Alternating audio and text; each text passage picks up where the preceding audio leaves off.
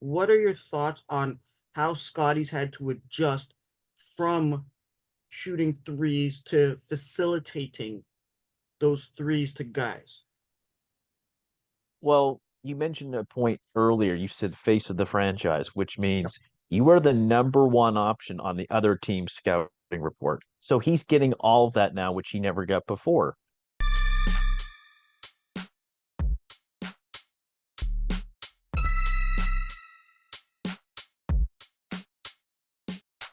Need a statue outside of where I live. Sorry. Blessings to Kobe and his family to getting that statue. Good for you. And those are the other players that want it out there. Good luck. Um, Good afternoon, good morning, good evening, ladies and gentlemen, wherever you are, whatever time it is for you right now. Just know that you are locked in until the point with the king. You guys know what to do. Find us Apple, Amazon, Spotify, Instagram, Facebook, Twitter, X. And if you're watching on YouTube, which is where we hope you are, click subscribe, click like. Thank you for your support over the last little while. We really appreciate it with all the views. And thank you for enjoying our fantastic guests, especially my man right there, the one and the only, all the way from the East Coast, the coach, Tim Roach. How you doing today, brother? Doing good, man. We're at Yeah? the All-Star break. Yeah, I was gonna ask you, man. Isn't it interesting this week that you don't basketball fans don't have to be in that conundrum where it's like, do I spend time with my girl or do I watch the game? I'll be spending time with my wife. I hope you did. I hope it was all good, No, man. I will be. I will be since it's the weekend. Okay. Okay, cool. Cool. You guys do your thing. But coach, you just alluded to it. All-Star weekend. This is a big I love this weekend, honestly. Every year since I was a little kid. I love this weekend.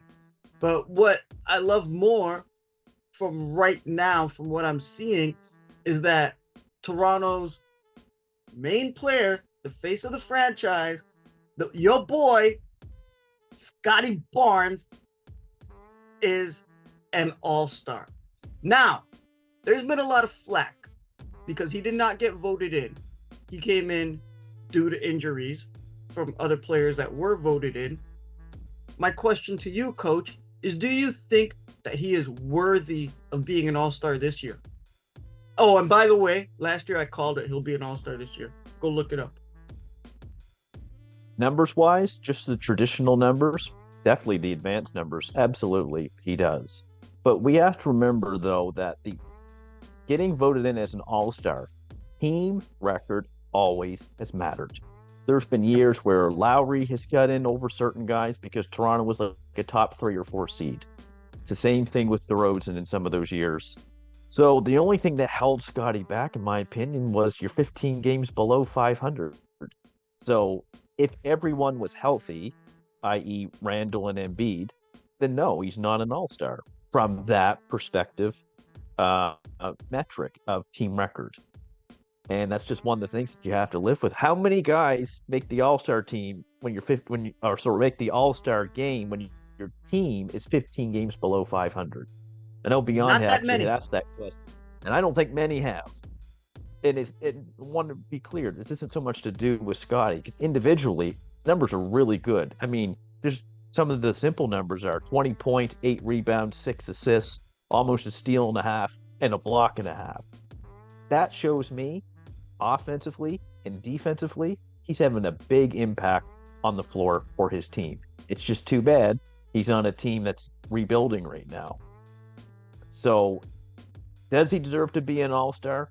Definitely a replacement from the guys that have been hurt. Because Embiid, Philly, we all know, is a top 3, 4 seed. The Knicks have been great this year, top 3 or 4 seed. If the roles Surprisingly. were reversed and Toronto was a top 3 or 4 seed, you would see Scotty in there. That's just how it works. Yeah, I think honestly, thank you, coach. Honestly, I think it's like uh voting wise, right? It's like the like you just said, you just nailed two things right there. With the record, so the recognition is not there throughout the league of the focus on the Toronto Raptors. It's more on the teams that are higher seeded, which does totally make sense. But you also mentioned about his stats right now and what he's been doing for this team. Like, I've seen when I'm watching the game, I'm seeing him. I'm going to say it, he's breaking his back on both ends of the court, right? And he's really been working hard to become the face of this franchise, even though it's been appointed to him. He was crowned, right? Now, based on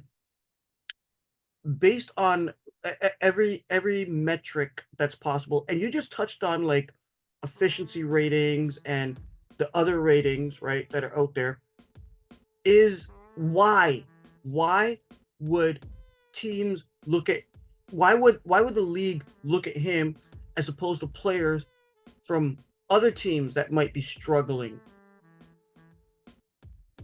It's a good question. I think Darko had a big help with this with his epic rant. I don't care what anybody says. He put Scottie on the map, and you could hear it in the American analysts when they're saying, "Oh, Scottie Barnes are like face of the league," and then they kind of take a step back, and maybe that's a bit much. But regardless, people know who he is now. And it just so happened after that rant, he finally get into that top 9 or 10 voting for the Eastern Conference forwards and stuff like that.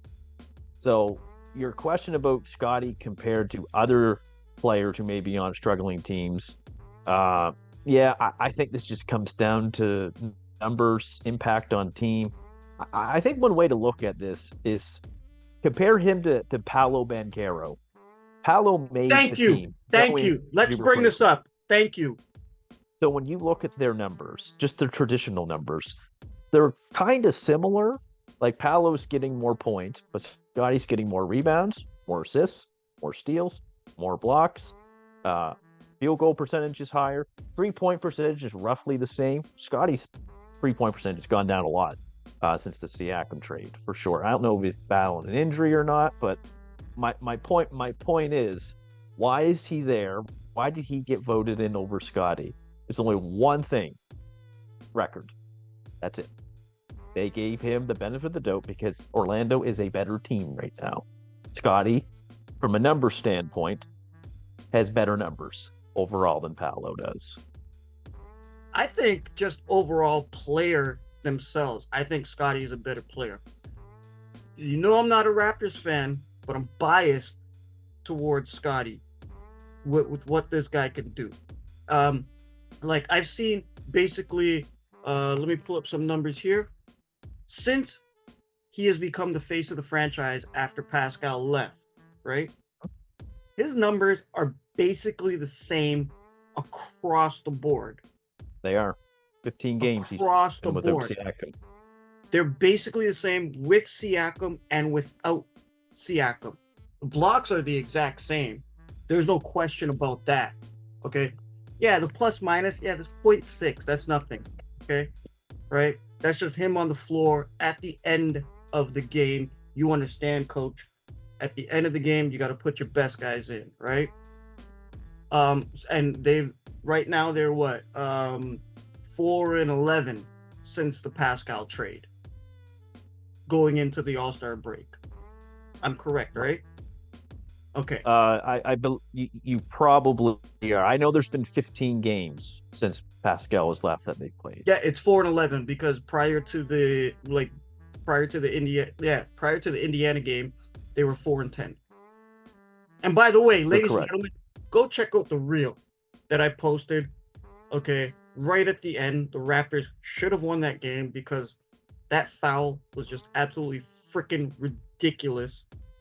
Okay, I got some reasons on that one, coach, but I want you to maybe get into some of that. Well, I mean, Scottie had contact with him as well. Like, he was being aggressive with him, but I think the big thing is that it was this motion from Nembhard, and you could see it, and the ref was right in front of him too when Scottie fell down. It was technically a foul at the end of the game. They didn't call it, so that might have been the difference in the game. But the plays before that, though, Gary missed a couple of open threes, and those are just things you gotta knock those down. But that specific call, he was fouled. You know what, Coach? I'm going to throw something at you off script. You just mentioned Gary Trent missing some threes, right? You also mentioned that Scottie Barnes' 3 points have gone down. Okay, even though he has tried to, over the offseason and during the beginning of this season, try to get better at that and progress. And another factor is him also being the face of the franchise, where he's basically got to do everything, right? And be basically the de facto point forward for this team. You just mentioned Trent, and there's a thing with the Raptors currently where they are relying more on their 3-point game, and when they're not hitting these threes, it's becoming detrimental to them, maybe not just morally, but also quite possibly, well, it's evident on the court with the wins and losses. What are your thoughts on how Scotty's had to adjust from shooting threes to facilitating those threes to guys? Well, you mentioned a point earlier. You said face of the franchise, which means you are the number one option on the other team's scouting report. So he's getting all of that now, which he never got before. It's not he got it before, but Siakam also got it. OG also got it. Fred last year also got it. And now it's mainly like, okay, we are going to focus more of our efforts now, more than ever before, on trying to guard Scotty. And when that happens, you have to adjust. You're going to have to play through it. He's going to have to get used to it, and I suspect that he will. I also think with his specific 3-point shooting, and I've noticed this a little bit in the games, he's hitting front rim a lot on his shots. And I'm wondering if he's getting enough lift in his knees. And it's been reported that he does experience knee tendonitis. And if that is the case, that will impact your shot. So and I also kind of legs from having to go up and down, back and forth, right? That absolutely. does have an effect. I do kind of wonder if he is battling a bit of an injury and he's just playing through it, which is, it's understandable. It's fine. It's something that certainly that needs to be recognized if he is. And if this team decides to call it in early, come the end of March, depending on where this team is in the standings, don't aggravate that. Yeah, get him some Shut rest. Him down. Right? Give him some rest. Get him ready for next year. You'll know by the end of March where this team is going anyway, if they're any closer to the play-in or if they're closer to keeping that top 6 pick potentially. So I do kind of wonder if he is battling some knee tendonitis and stuff like that. Because I hear some people say like they might go to a game and kind of walking funny and stuff like that, and got to protect that. Yeah, I saw that the other night. But back to facilitating. Let me expand on that question. Him facilitating for players like Gary Trent. I like to call this guy Bobby Brown. I know, right? Don't hate me for it. RJ, quickly, Kelly, Grady, like facilitating for these guys. I think you and I both as coaches, it seems to me more that his play is that he is more helping them out to alleviate the pressure of, like you said earlier, of teams having a target on his back as the number one when they come in and they have to play against each other. What are your thoughts on how he has going through his adaptation to helping the rest of the team to see what he can do? Because he can assert himself sometimes when he wants. But what are your thoughts? Well, just that last point that you just made. Indiana, the game that he played, perfect example of that. He was aggressive in that game, really aggressive, I thought. 12 of 22 from the field. Like when he takes over 20 shots, he's a fairly efficient player. We've seen a few games where he hasn't been. But I just think this is part of his game. There is this facilitating aspect. I don't know if he's a guy that's going to get you 28 to 30 in a season. I just don't know if that's part of his game. I'm not questioning the talent. I just think he's a guy, probably for his career, high end. He might get you 22 to 23 and then get you 9 rebounds and 8 assists. So he's doing a little bit of everything. And for me, as great as these numbers are offensively this year, I just love the impact he's having on the defensive end. A block and a half per game, like and a roughly a steal and a half per game.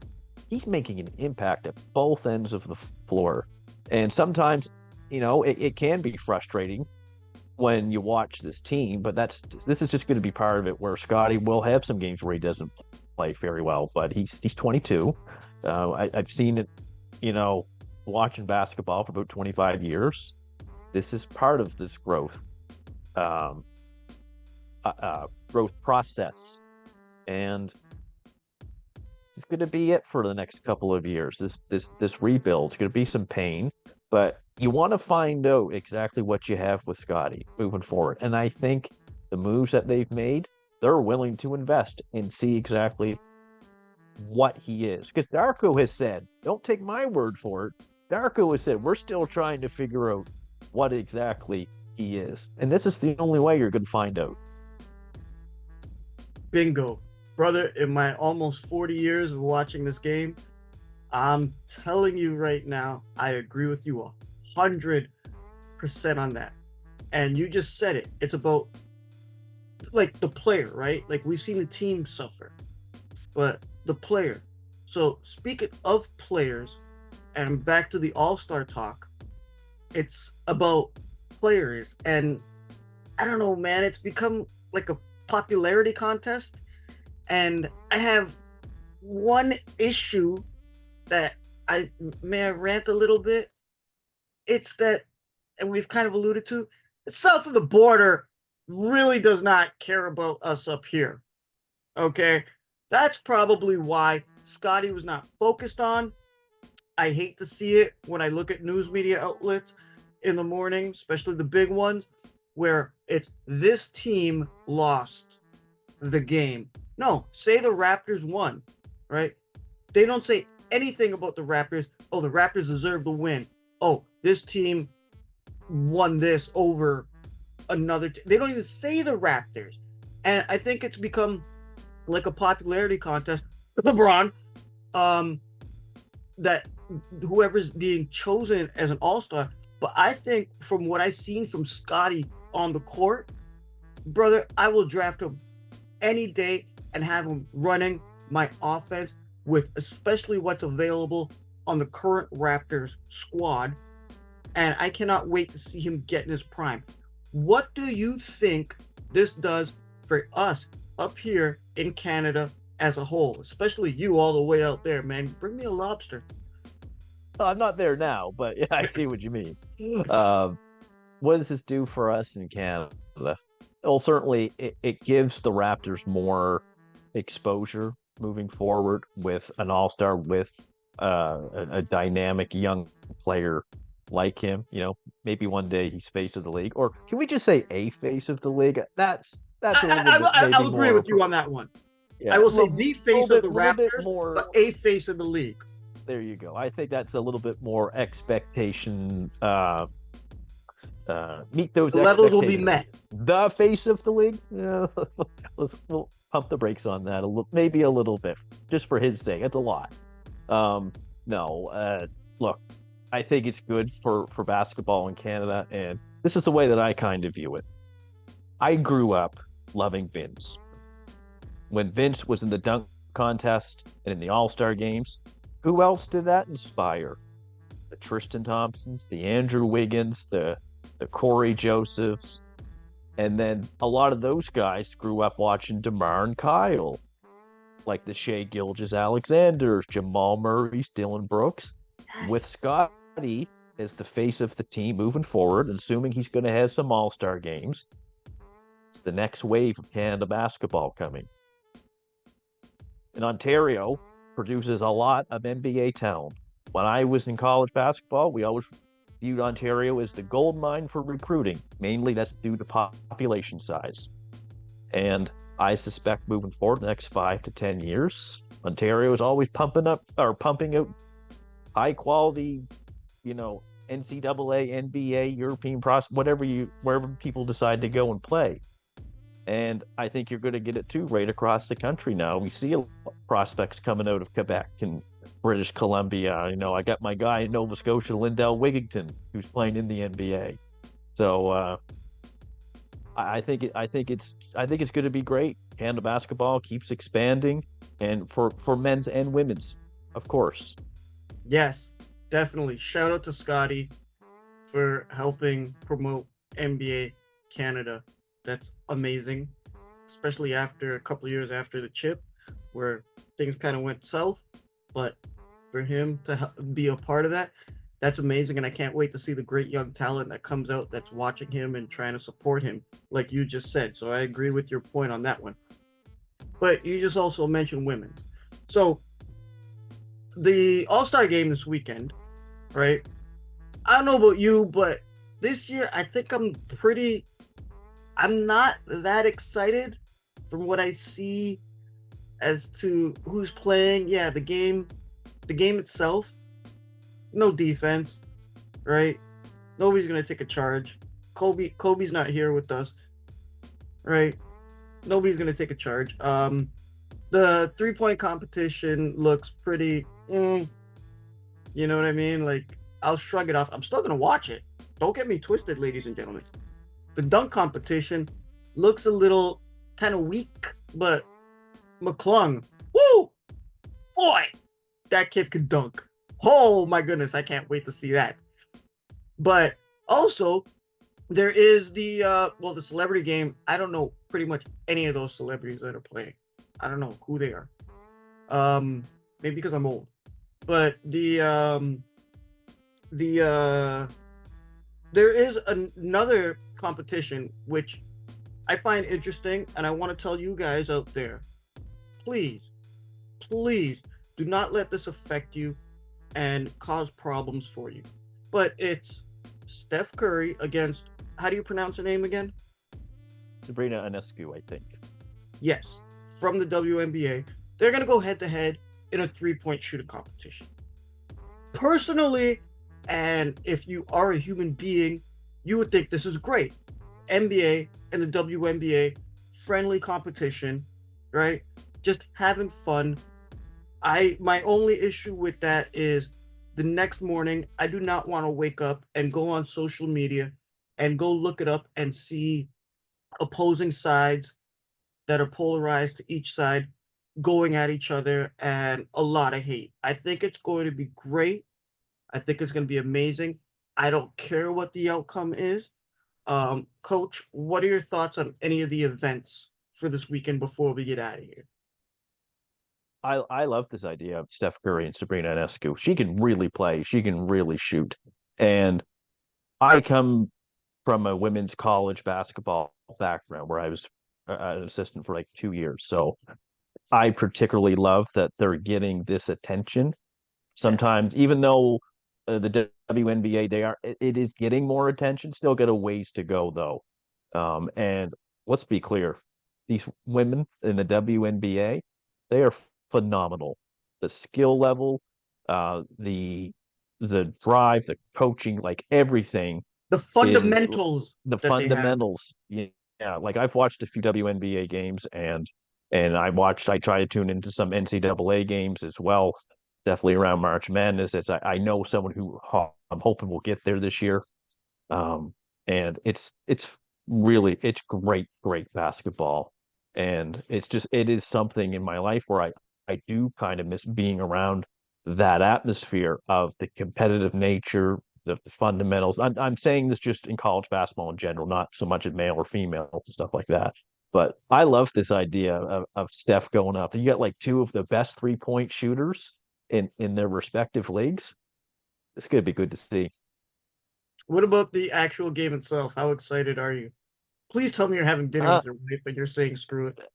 yeah, you know what? I might. I'm not a big fan of the NBA All-Star game. With Scottie in it, I will tune in. Yes. because I think he has his style of play and his flair for the game. Actually, I think is quite suited for the All-Star game. So I will certainly watch it. I'm excited for the 3-point competition and Steph's and Anescu's competition as well. So I'll definitely try to tune into some of this. But am I overly excited for the All-Star game? No. Yeah, you're excited for what's going to come after the All-Star game, which is the rest of the Raptors season. And then what comes after that is the playoffs when the other teams are playing. Yeah, I The said it. draft. I said it. Yeah, then the draft. Coach, do you have any parting shots before we get out of here? Because we are all all-stars, and if you guys are watching, you're an all-star. You have anything? Uh, no, I don't really have anything else to say. Kudos to Scotty for just this year in general. It's a big developmental jump that he's taken. And I kept saying last summer, all eyes on Scotty. Well, I think, I think he's done quite a job in meeting those expectations. And now moving forward, it's just about more development. And they have sped up the development by trading Pascal and OG. Quite frankly, you're the number one guy right now. And I'm looking forward to him and Barrett building together. And I said Barrett, because Barrett's been very good on this team. I agree with you, man. Let's see what comes out from Scotty later on the season. Let's see how well this team gels, these younger guys, right? Let's see how they can actually all pull it together and, give us some hope coming up in the future, right? Coach, thank you for joining us. Ladies and gentlemen, Coach took time out of his day and other things to help myself to give you guys some insight on Scottie Barnes because this is a great topic. Um, so you guys thank him, and we thank you for watching us. And if you are watching, I consider you part of the To The Point family, just like the coach. So I'll just sign off here. Good afternoon, good morning, good evening, good night, and